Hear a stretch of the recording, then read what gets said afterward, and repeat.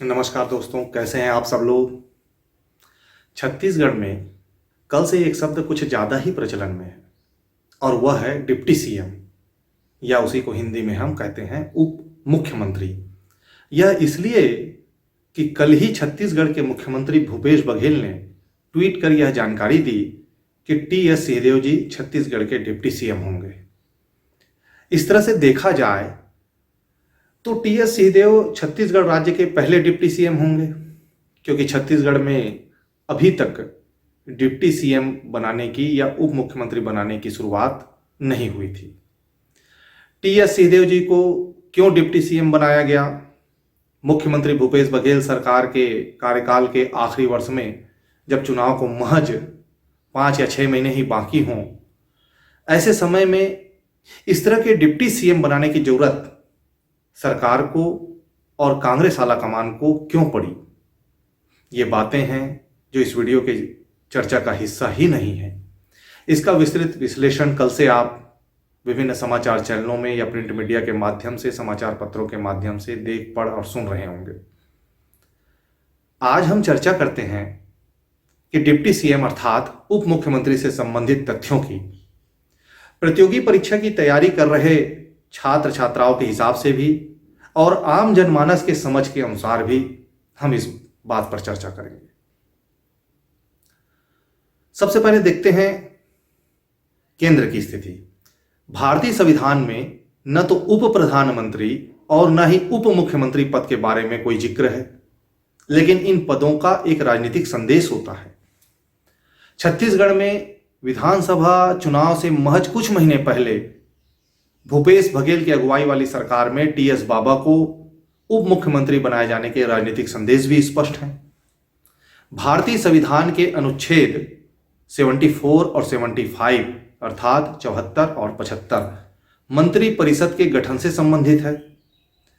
अंग्रेजी राज से मुक्ति के बाद देश में लोकतांत्रिक शासन की जिस वेस्टमिंस्टर प्रणाली को अपनाया गया, उसमें प्रधानमंत्री पद को फर्स्ट अमॉन्ग इक्वल माना गया, यानी सारे मंत्री बराबर हैं और प्रधानमंत्री उनमें सबसे आगे है। इस बात का अर्थ यही हुआ।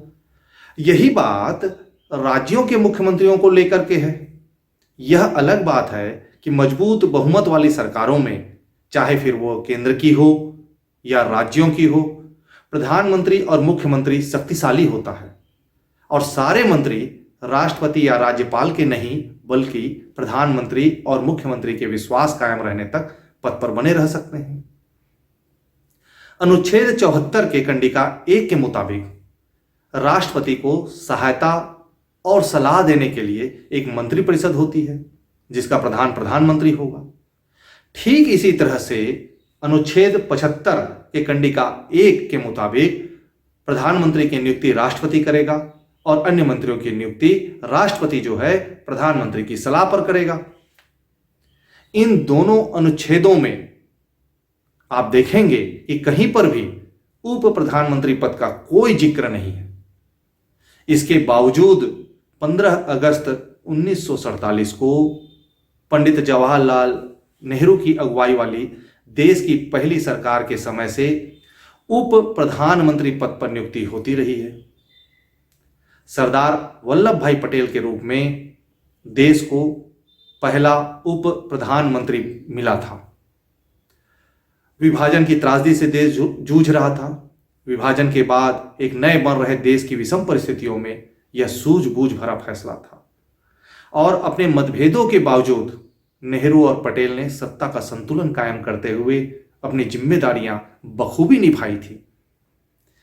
पटेल के बाद, सरदार वल्लभ भाई पटेल के बाद 1967 में इंदिरा गांधी की सरकार में मोरारजी देसाई भी उप प्रधानमंत्री रहे। 1977 में मोरारजी देसाई की अगुवाई वाली जनता पार्टी में चरण सिंह और जगजीवन राम के रूप में 2 उप प्रधानमंत्री हुए। उसके बाद यशवंतराव चौहान, देवीलाल और लाल कृष्ण आडवाणी भी उप प्रधानमंत्री रह चुके हैं। यह सबको पता है कि प्रथम उप प्रधानमंत्री सरदार वल्लभ भाई पटेल को छोड़कर बाकी के सारे उप प्रधानमंत्री राजनीतिक संतुलन के साथ ही निजी महत्वाकांक्षाओं के टकराव को साधने के लिए बनाए गए थे। जहां तक राज्यों में उप मुख्यमंत्री पद की बात है, तो मुख्यमंत्री और मंत्रिपरिषद की नियुक्ति से संबंधित संविधान के अनुच्छेद 163 अर्थात 163 और 164 अर्थात 164 में इसका कोई जिक्र नहीं है। लेकिन अब तक विभिन्न राज्यों में दर्जनों उप मुख्यमंत्री बनाए जा चुके हैं। ठीक इसी समय आंध्र प्रदेश, अरुणाचल, बिहार, हरियाणा, हिमाचल प्रदेश, कर्नाटक, महाराष्ट्र, मेघालय, नागालैंड, उत्तर प्रदेश और अब छत्तीसगढ़ सहित 11 राज्यों में उप मुख्यमंत्री काम कर रहे हैं। सबसे दिलचस्प मामला आंध्र प्रदेश का है, जहां मुख्यमंत्री जगनमोहन रेड्डी ने राज्य के विभिन्न क्षेत्रों के लिए 5 उप मुख्यमंत्री बना रखे हैं।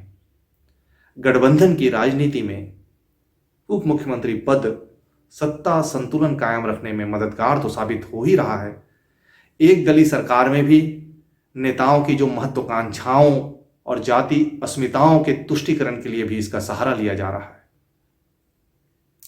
सबसे बड़े सूबे उत्तर प्रदेश की अगर बात करें तो वहां योगी सरकार के 2 उप मुख्यमंत्री केशव प्रसाद मौर्य और ब्रजेश पाठक 2 प्रभावशाली जाति समूहों ओबीसी और ब्राह्मण का प्रतिनिधित्व करते हैं। और कहने की जरूरत नहीं है कि उनकी नियुक्तियां इसी को ध्यान में रखकर की गई हैं।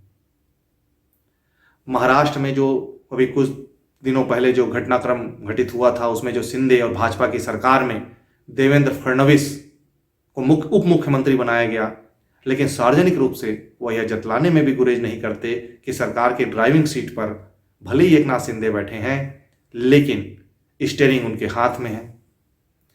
बिहार में नीतीश कुमार की अगुवाई वाली सरकार में तेजस्वी यादव को उनकी पार्टी राष्ट्रीय Janata Dal chief minister in waiting के रूप में देख रही है।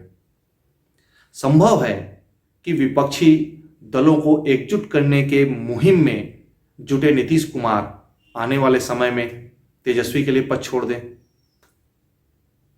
अलबत्ता हरियाणा का मामला कुछ अलग है, जहां मनोहर लाल की अगुवाई वाली भाजपा सरकार में उप मुख्यमंत्री दुष्यंत चौटाला का पद पर बने रहना उनकी अपनी पार्टी अस्तित्व के लिए भी जरूरी है। नागालैंड जैसे छोटे राज्य में भाजपा एनडीपीपी की सरकार में 2 उप मुख्यमंत्री का होना प्रशासनिक सुगमता को नहीं बल्कि राजनीतिक संतुलन को ही अधिक दिखाता है। देश की जो 2 प्रमुख पार्टियां हैं, भाजपा और कांग्रेस, दोनों के लिए अब उप मुख्यमंत्री का पद अजमाया हुआ फार्मूला है। कांग्रेस ने हाल ही में हिमाचल प्रदेश और कर्नाटक के विधानसभा चुनाव जीते हैं और इन दोनों ही जगह पर उसने उप मुख्यमंत्री नियुक्त किए हैं। हालांकि कर्नाटक का मामला हिमाचल से एकदम अलग है, बल्कि कर्नाटक अपने छत्रपों को साधने के लिए कांग्रेस का नया टेम्पलेट बन गया है। इसका श्रेय कांग्रेस अध्यक्ष मल्लिकार्जुन खड़गे के साथ ही कांग्रेस के पूर्व अध्यक्ष राहुल गांधी को दिया जा सकता है। यही वजह है कि कर्नाटक में पूरे चुनाव के दौरान सिद्धारमैया और बीके शिवकुमार के बीच आमतौर पर टकराव की स्थिति नहीं बनी। नतीजा आने के बाद मुख्यमंत्री पद पर दोनों की दावेदारी थी, लेकिन अंततः शिवकुमार को उप मुख्यमंत्री पद से संतुष्ट किया गया। चलते चलते हम देखते हैं कि उप मुख्यमंत्री के क्या संवैधानिक अधिकार हैं, उप मुख्यमंत्री को कौन कौन से विशेषाधिकार प्राप्त हैं। तो इसमें पहली बात है कि मुख्यमंत्री और मंत्रिपरिषद या कैबिनेट मंत्री जैसा संवैधानिक पद उप मुख्यमंत्री का नहीं होता है। दूसरी बात है, राज्य में कैबिनेट मंत्री के पद के बराबर और एक कैबिनेट मंत्री के समान वेतन और भत्ते उप मुख्यमंत्री को प्राप्त होते हैं। कैबिनेट मंत्रियों को जो कर मुक्त वेतन और भत्ते मिलते हैं वो उप मुख्यमंत्री को भी मिलते हैं। मंत्रिपरिषद में पद को पदानुक्रम में नंबर 2 माना जाता है। किसी विशिष्ट वित्तीय शक्ति का आनंद उप मुख्यमंत्री नहीं ले सकता। उनके पास भी अन्य कैबिनेट मंत्रियों के समान ही वित्तीय शक्तियां होती हैं। कहने का तात्पर्य कोई अलग से शक्ति उन्हें प्राप्त नहीं है इस क्षेत्र में। आमतौर पर डिप्टी सीएम को किसी भी अन्य कैबिनेट मंत्री की तरह 1 या 2 विभाग मिलते हैं। उप मुख्यमंत्री को अपने पोर्टफोलियो के लिए भी डिप्टी सीएम को आवंटित बजट से अधिक किसी भी खर्च के लिए मुख्यमंत्री की मंजूरी लेनी पड़ती है।